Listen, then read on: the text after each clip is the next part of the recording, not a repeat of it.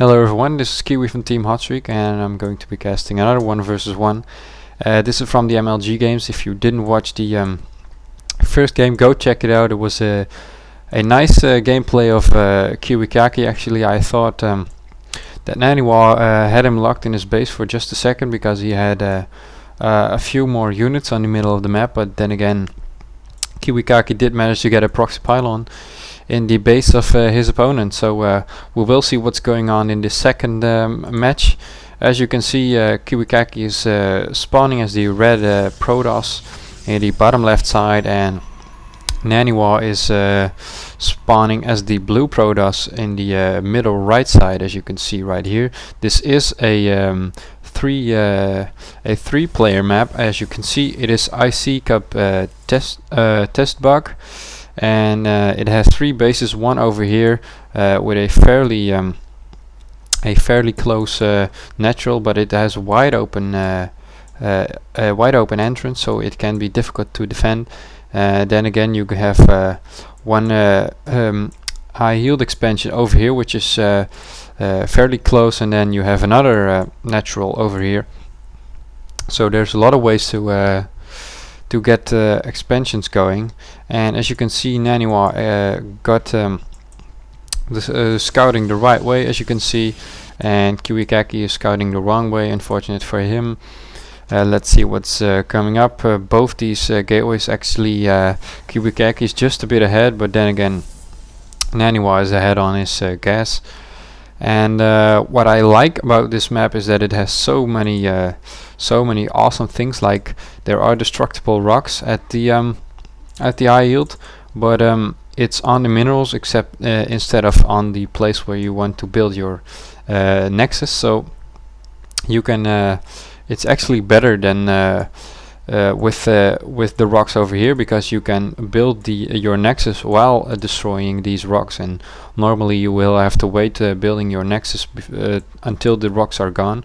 So that's a nice feature of this map, and always a lot of corners and stuff where you can micro well. And there's also 4 watchtowers, as you can see, but 3 of them, I think, are blocked off with rocks, as you can see, one here, and one over here. So they're all covered with destructible rocks or destructible debris.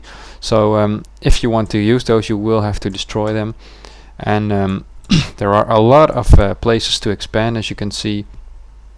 ROOTKiWiKaKi has his natural over here, and then a second natural over here, and you can even expand with a third natural over here, but it is very close to his opponent, as you can see, because his opponent is spawning down here.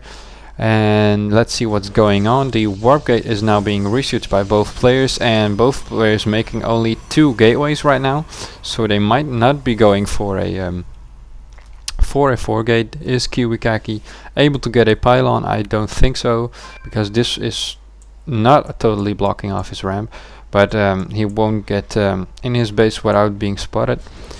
So the second gas is now also up for Naniwa. As you can see, pylons are being made. Of course, always workers are being made. You should always create workers, but you guys all know that. And there is a pylon going down, actually a proxy for ROOTKiWiKaKi, but it's outside the base this time, and Naniwa sees it instantly and is able to kill it off easily. It will get cancelled, I guess.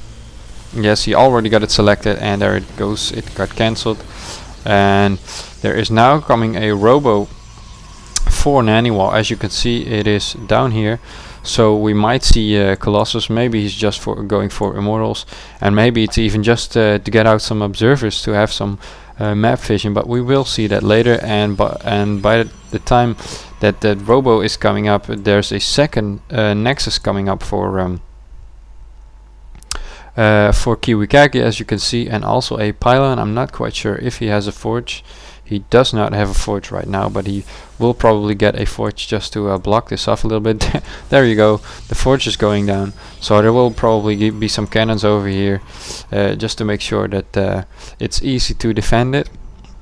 And he does have some stalkers out here just to have a little bit of control, making sure that he can he can react quickly to any attacks from his opponent, and he does have a stalker also at the Xelnaga tower. So he's able to spot anything that's going on. He is letting it retreat right now, and there is a cannon going down right now. The base is now done, so he will be able to get some income extra. As you can see, probes are being transferred, more probes are being trained at both bases, and right now the Robo Bay is going down, so we will see Colossus. And there's actually a Immortal coming out as well. The first Immortal is already out, and yeah, as we look at the supply, it's fairly even, and there is there's also a stock coming out, and the Robo Bay is now done. So let's see if there's coming a Colossus right away, or will he get the thermal lance upgrades first. Actually, 2 more gateways right now being made by ROOTKiWiKaKi, so that will be 5 gating.